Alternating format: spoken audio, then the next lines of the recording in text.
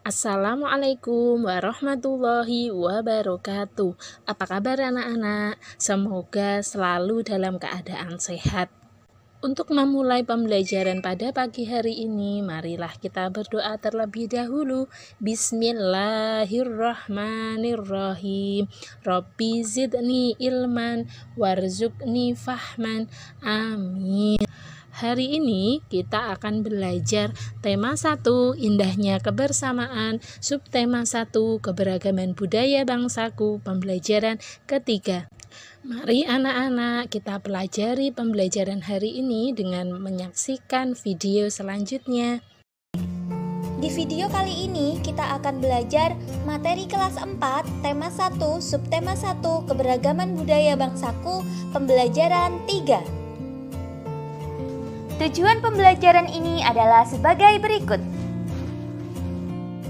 Adik-adik, ayo kita dengarkan suara musik tradisional khas Kalimantan Utara.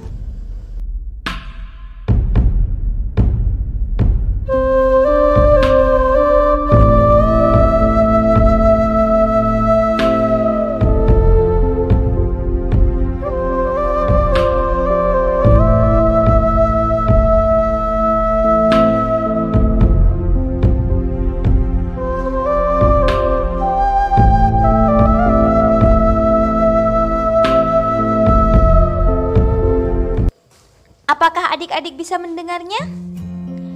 Bagaimana bunyi musik tersebut bisa didengar? Untuk menemukan jawabannya, mari kita lakukan percobaan. Percobaan pertama.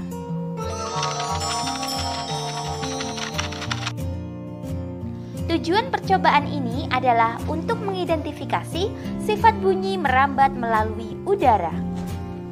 Alat yang diperlukan adalah jam meja.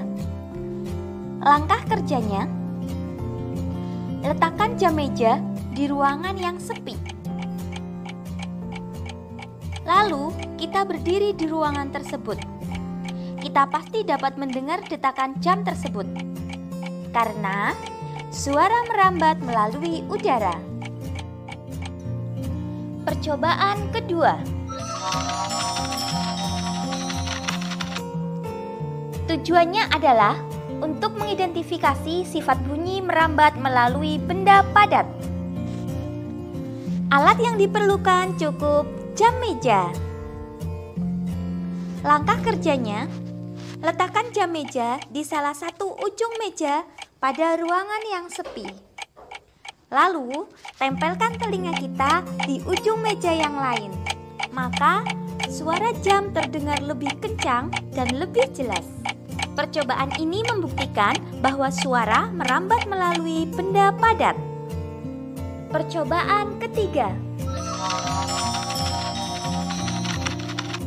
Tujuan percobaan ini yaitu untuk mengidentifikasi sifat suara atau bunyi merambat melalui benda cair.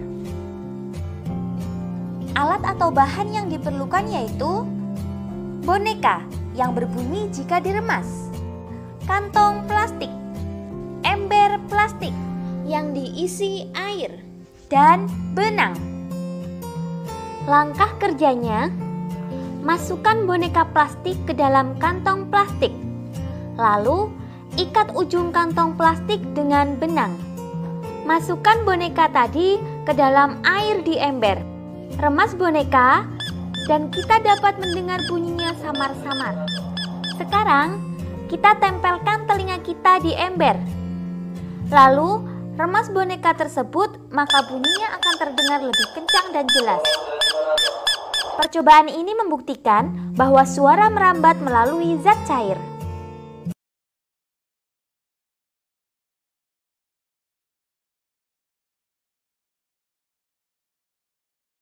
Bunyi merupakan gelombang yang arah rambatnya sejajar dengan arah getarannya. Bunyi dapat terdengar jika memenuhi syarat berikut. Yang pertama, ada sumber bunyi. Sumber bunyi adalah getaran. Yang kedua, ada media penghantar atau medium penghantar. Berikutnya, ada pendengar. Bunyi yang berasal dari sumber bunyi sampai kepada pendengar dengan cara merambat. Bunyi dapat merambat melalui media perantara, meliputi udara, zat cair, dan benda padat. Bunyi tidak dapat merambat di ruang hampa.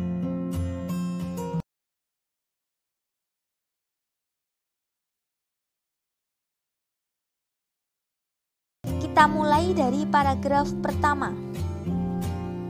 Siap menghadapi musim hujan. Musim hujan hampir tiba. Warga desa Kampung Babakan berdiskusi untuk melakukan kerja bakti. Mereka berencana membersihkan selokan. Mereka sepakat ketika selokan bersih, warga tidak akan kebanjiran. Dilihat dari kalimat-kalimat yang menyusun paragraf pertama, dapat kita temukan bahwa kalimat utama terletak di awal paragraf, sehingga gagasan pokok paragraf pertama yaitu musim hujan hampir tiba. Berikutnya untuk paragraf kedua.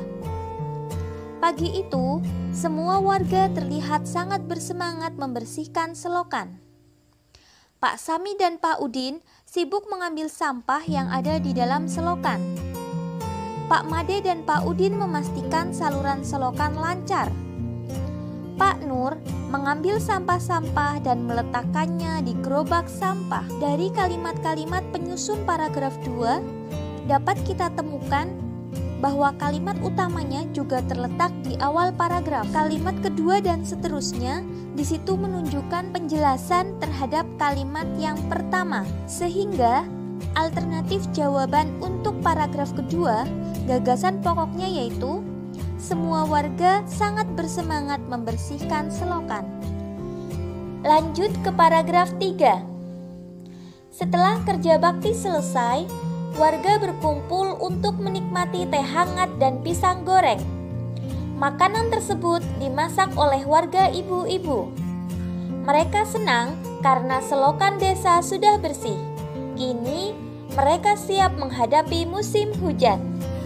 Nah, untuk paragraf 3, dilihat dari masing-masing kalimat penyusun paragraf tersebut, dapat kita temukan kalimat utamanya terletak di akhir paragraf. Berarti yang selainnya termasuk kalimat penjelas. Dari sini, alternatif jawaban untuk gagasan pokok paragraf 3 yaitu mereka siap menghadapi musim hujan.